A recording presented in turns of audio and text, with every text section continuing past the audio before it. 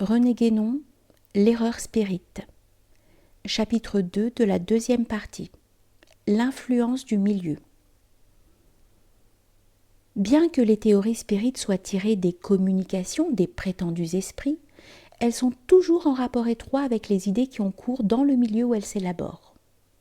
Cette constatation appuie fortement la thèse que nous avons exposée, et d'après laquelle la principale source réelle de ces communications se trouverait dans le subconscient du médium et des assistants. Nous rappelons qu'il peut d'ailleurs se former une sorte de combinaison des divers subconscients en présence, de façon à donner tout au moins l'illusion d'une entité collective. Nous disons l'illusion parce qu'il n'y a que les occultistes qui, avec leur manie de voir en tout et partout des êtres vivants, et ils reprochent aux religions leur prétendu anthropomorphisme, peuvent se laisser prendre aux apparences, jusqu'à croire qu'il s'agit là d'un être véritable. Quoi qu'il en soit, la formation de cette entité collective, si l'on veut conserver cette façon de parler, explique le fait, remarqué par tous les spirites, que les communications sont d'autant plus nettes et plus cohérentes que les séances sont tenues plus régulièrement et toujours avec les mêmes assistants.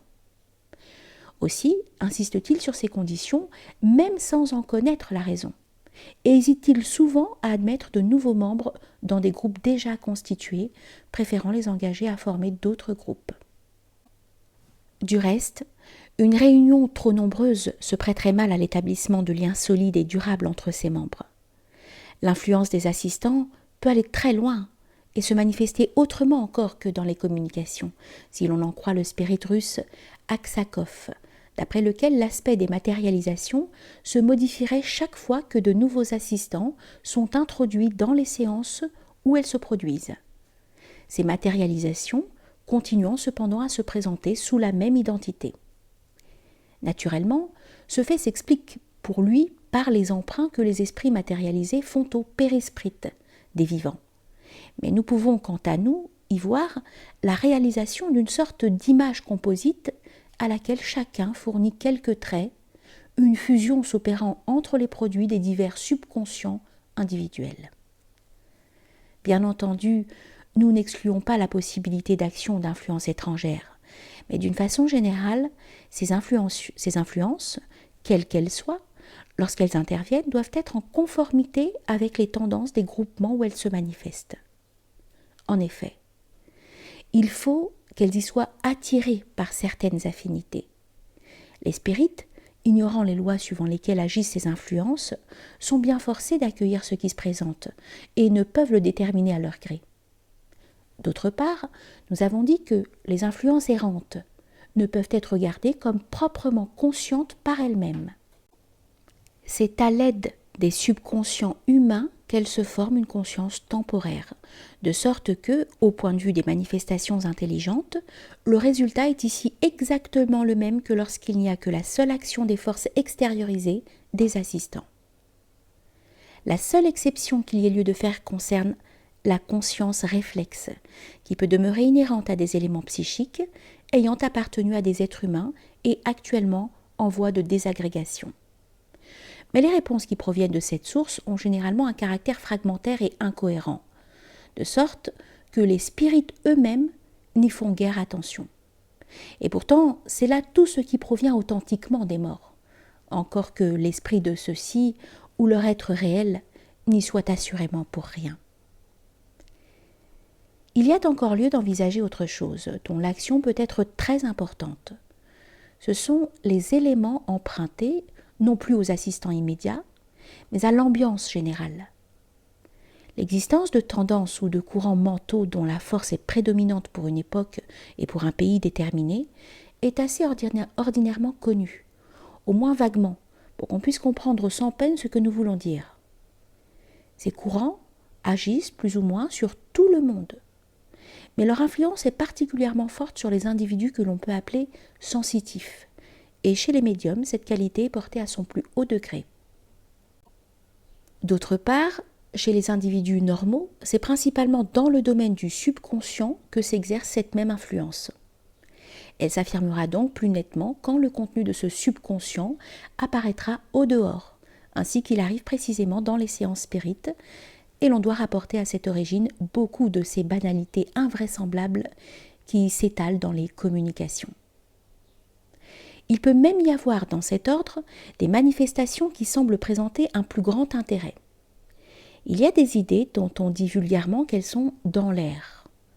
Et l'on sait que certaines découvertes scientifiques ont été faites simultanément par plusieurs personnes travaillant indépendamment les unes des autres. Si de tels résultats n'ont jamais été obtenus par les médiums, c'est que, même s'ils reçoivent une idée de ce genre, ils sont bien incapables d'en tirer parti.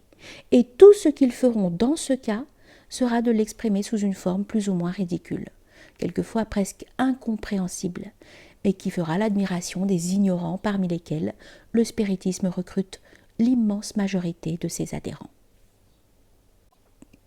Voilà de quoi expliquer les communications à allure scientifique ou philosophique que les spirites présentent comme une preuve de la vérité de leur doctrine, lorsque le médium, étant trop inintelligent ou illettré, leur semble évidemment incapable d'avoir inventé de pareilles choses. Et encore, devons-nous ajouter que, dans bien des cas, ces communications sont tout simplement le reflet de lectures quelconques, peut-être incomprises, et qui ne sont pas forcément celles du médium lui-même. Les idées ou les tendances mentales dont nous parlons agissent un peu à la façon des influences errantes. Et même cette dénomination est si compréhensive qu'on peut les y faire entrer comme constituant une classe spéciale de ces influences. Elles ne sont pas forcément incorporées au subconscient des individus. Elles peuvent aussi demeurer à l'état de courants plus ou moins déterminés, mais qui, cela va sans dire, n'ont rien des courants fluidiques des occultistes, et se manifester néanmoins dans les séances spirites. En effet, dans ces séances, ce n'est pas seulement le médium, c'est le groupe tout entier qui se met dans un état de passivité, ou si l'on veut, de réceptivité. C'est ce qui lui permet d'attirer les influences errantes en général, puisqu'il serait incapable de les capter en exerçant sur elles une action positive, comme le fait le magicien. Cette passivité, avec toutes les conséquences qu'elle entraîne, est le plus grand de tous les dangers du spiritisme. Il faut d'ailleurs y joindre sous ce rapport le déséquilibre et la dissociation partielle que ces pratiques provoquent dans les éléments constitutifs de l'être humain, et qui, même chez ceux qui ne sont pas médiums, ne sont point négligeables. La fatigue éprouvée par les simples assistants après une séance le montre assez, et à la longue, les effets peuvent être des plus funestes. Il est un autre point qui demanderait une attention toute particulière. Il existe des organisations qui sont tout le contraire des groupes spirites, en ce sens qu'elles s'appliquent à provoquer et à entretenir de façon consciente et volontaire certains courants mentaux. Si l'on considère d'une part une telle organisation et d'autre part un groupe spirit, on voit ce qui pourra se produire. L'une émettra un courant, l'autre le recevra. On aura ainsi un pôle positif et un pôle négatif entre lesquels s'établira une sorte de télégraphie psychique.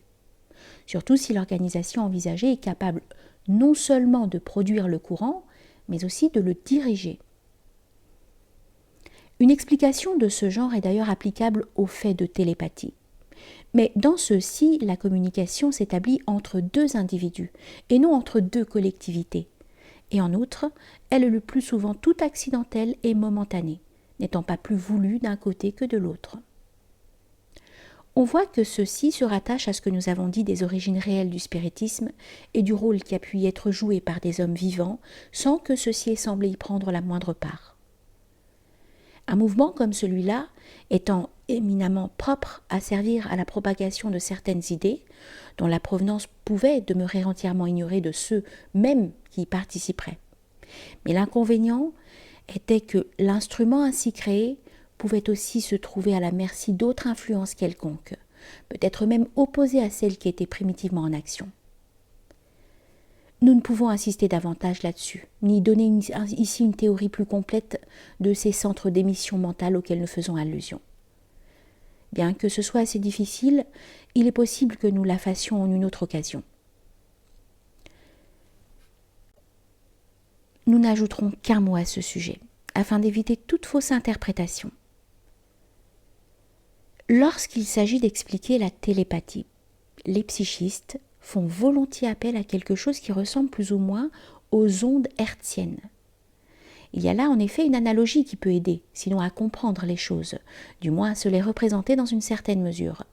Mais si l'on dépasse les limites dans lesquelles cette analogie est valable, on n'a plus qu'une image presque aussi grossière que celle des fluides, malgré son apparence plus scientifique. En réalité, la nature des forces dont il s'agit est essentiellement différente de celle des forces physiques. Mais revenons à l'influence du milieu considérée dans le cas le plus général.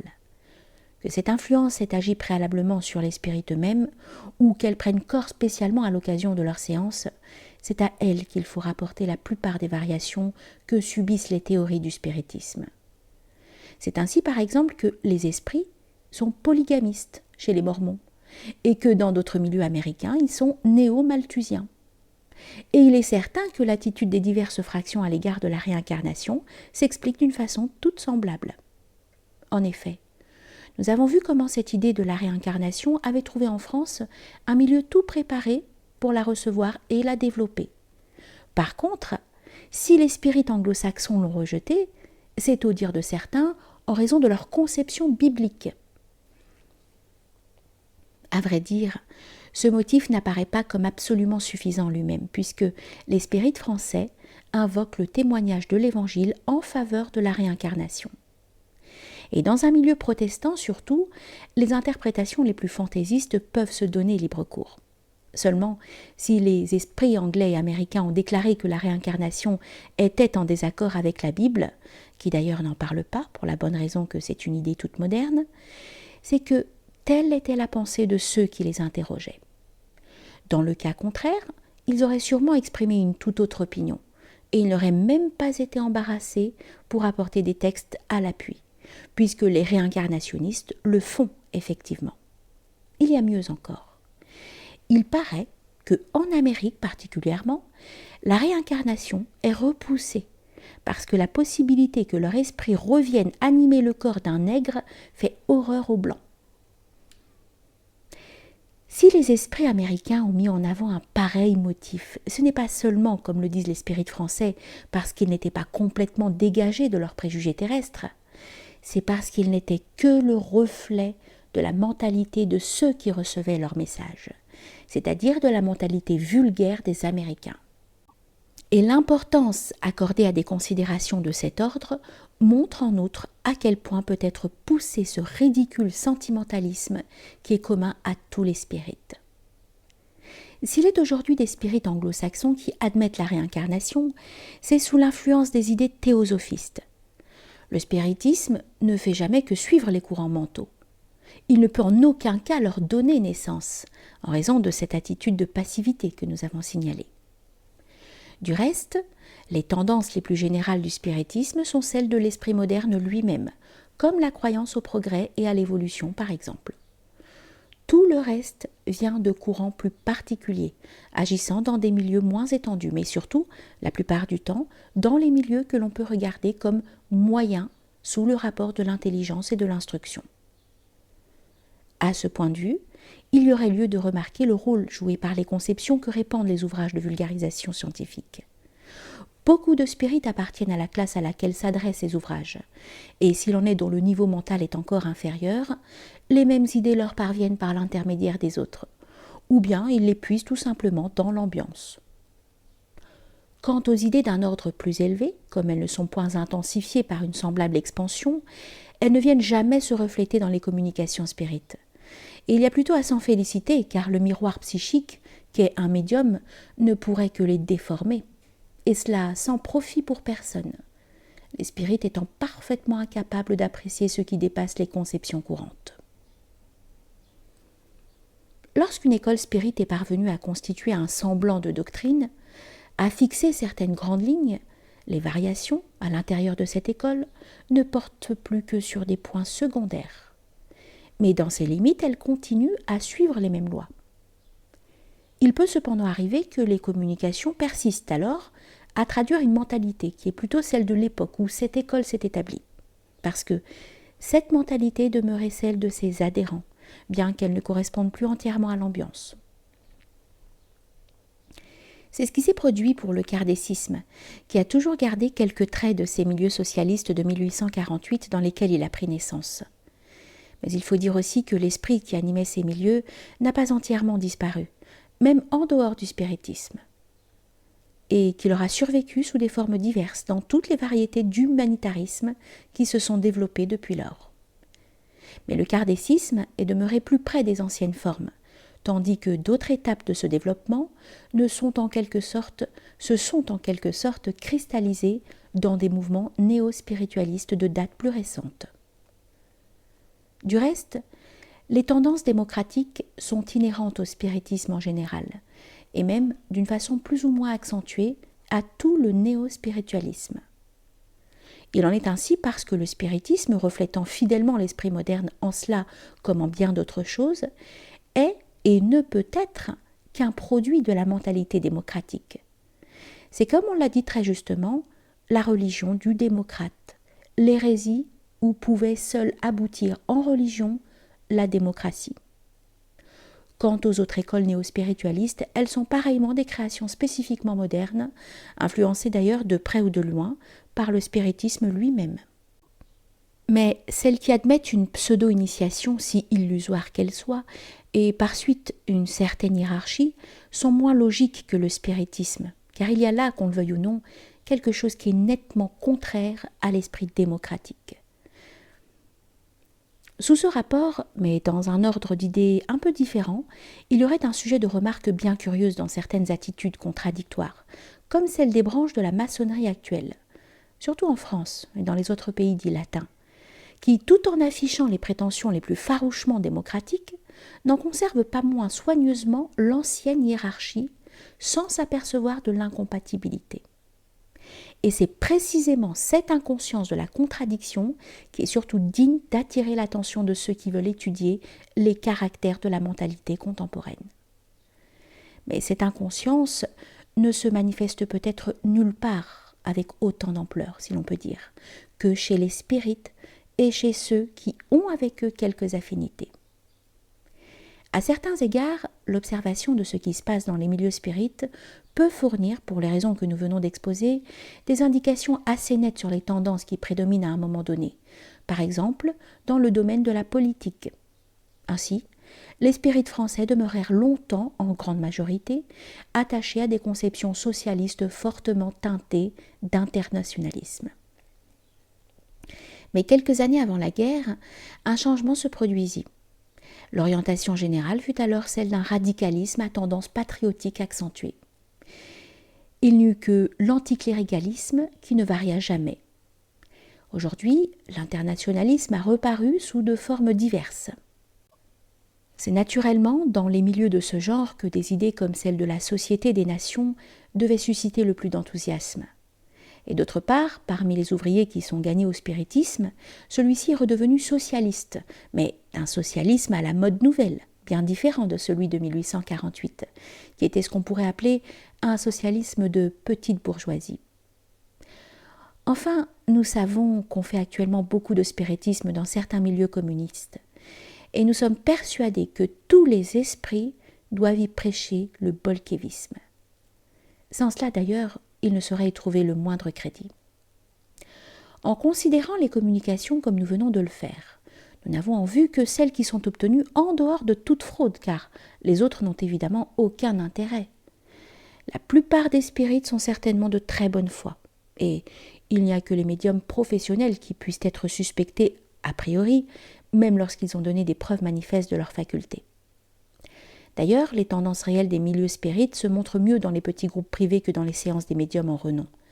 Encore faut-il savoir distinguer entre les tendances générales et celles qui sont propres à tel ou tel groupe. Ces dernières se traduisent spécialement dans le choix des noms sous lesquels se présentent les esprits, surtout ceux qui sont les guides attitrés du groupe. On sait que ce sont généralement des noms de personnages illustres, ce qui ferait croire que ceux-là se manifestent beaucoup plus volontiers que les autres et qu'ils ont acquis une espèce d'ubiquité. Nous aurons à faire une remarque analogue au sujet de la réincarnation, mais aussi que les qualités intellectuelles qu'ils possédaient sur cette terre se sont fâcheusement amoindries. Dans un groupe où la religiosité était la note dominante, les guides étaient bossuets et Pie IX. Dans d'autres où l'on se pique de littérature, ce sont de grands écrivains, parmi lesquels celui qu'on rencontre le plus souvent est Victor Hugo, sans doute parce qu'il fut spirit lui-même. Seulement il y a ceci de curieux. Chez Victor Hugo, n'importe qui, ou même n'importe quoi, s'exprimait en vers d'une parfaite correction, ce qui concorde avec notre explication. Nous disons n'importe quoi car il recevait parfois des communications d'entités fantaisistes, comme l'ombre du sépulcre. Il n'y a qu'à se reporter à ses œuvres pour en voir la provenance. Mais chez le commun des spirites, Victor Hugo a oublié jusqu'aux règles les plus élémentaires de la prosodie, si ceux qui l'interrogent les ignorent eux-mêmes. Il y a pourtant des cas moins défavorables. Un ancien officier, il y en a beaucoup parmi les spirites, qui s'est fait connaître par des expériences de photographie de la pensée, dont les résultats sont au moins contestables, est fermement convaincu que sa fille est inspirée par Victor Hugo. Cette personne possède effectivement une facilité de versification peu commune, et elle s'est même acquis quelque notoriété, ce qui ne prouve rien assurément, à moins d'admettre avec certains spirites que toutes les prédispositions naturelles sont dues à une influence des esprits, et que ceux qui font preuve de certains talents, dès leur jeunesse, sont tous des médiums sans le savoir. D'autres spirites, par contre, ne veulent voir dans les mêmes faits qu'un argument en faveur de la réincarnation. Mais revenons aux signatures des communications, et citons ce que dit à ce sujet un psychiste peu suspect de partialité, le docteur L. Moutin. Nous citons. Un homme de science ne sera point satisfait et sera loin d'approuver des communications idiotes d'Alexandre le Grand, de César, du Christ, de la Sainte Vierge, de Saint Vincent de Paul, de Napoléon Ier, de Victor Hugo, etc., que soutiennent exact une foule de pseudo-médiums. L'abus des grands noms est détestable, car il fait naître le scepticisme. Nous avons souvent démontré à ces médiums qu'ils se trompaient, en posant aux soi-disant esprits présents des questions qu'ils devaient connaître, mais que les médiums ignoraient. Ainsi, par exemple, Napoléon Ier ne se souvenait plus de Waterloo. Saint Vincent de Paul ne savait plus un mot de latin. Le Dante ne comprenait pas l'italien. Lamartine, Alfred de Musset était incapable d'accoupler 2 vers. Prenant ces esprits en flagrant délit d'ignorance et faisant toucher la vérité du doigt à ces médiums, pensez-vous que nous ébranlions leurs convictions? Non, car l'esprit guide soutenait que nous étions de mauvaise foi et que nous cherchions à empêcher une grande mission de s'accomplir, mission dévolue à son médium. Nous avons connu plusieurs de ces grands missionnaires qui ont terminé leur mission dans des maisons spéciales. Fin de citation. Pappus, de son côté, dit ceci, ouvrez les guillemets. Quand Saint Jean, la Vierge Marie ou Jésus-Christ viennent se communiquer, cherchez dans l'assistance un croyant catholique. C'est de son cerveau et pas d'autre chose qu'est issue l'idée directrice. De même, quand, ainsi que je l'ai vu, D'Artagnan se présente, inutile de voir qu'il s'agit d'un fervent d'Alexandre Dumas. Fermez les guillemets. Nous n'avons à cela que 2 corrections à faire.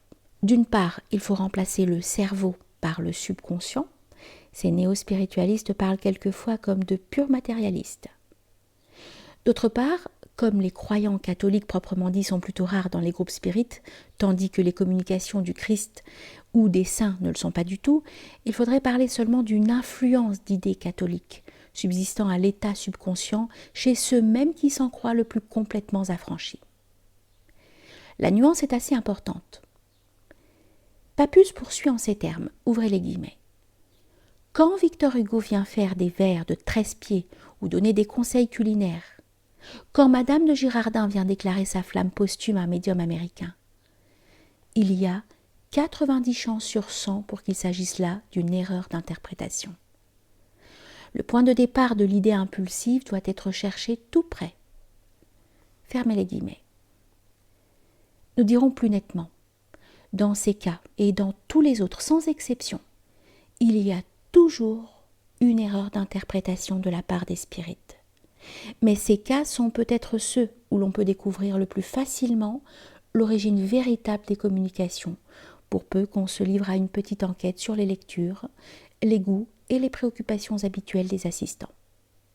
Bien entendu, les communications les plus extraordinaires par leur contenu ou par leur provenance supposée ne sont pas celles que les spirites accueillent avec le moins de respect et d'empressement. Ces gens sont complètement aveuglés par leurs idées préconçues et leur crédulité semble n'avoir pas de bornes, tandis que leur intelligence et leur discernement en ont de fort resserrés. Nous parlons de la masse car il y a des degrés dans l'aveuglement. Le fait d'accepter les théories spirites peut être une preuve de sottise ou seulement d'ignorance. Ceux qui sont dans le premier cas sont incurables, et on ne peut que les plaindre. Quant à ceux qui se trouvent dans le second cas, il n'en est peut-être pas de même, et on peut chercher à leur faire comprendre leur erreur, à moins qu'elle ne soit tellement enracinée en eux qu'elle aurait imprimé une déformation mentale irrémédiable.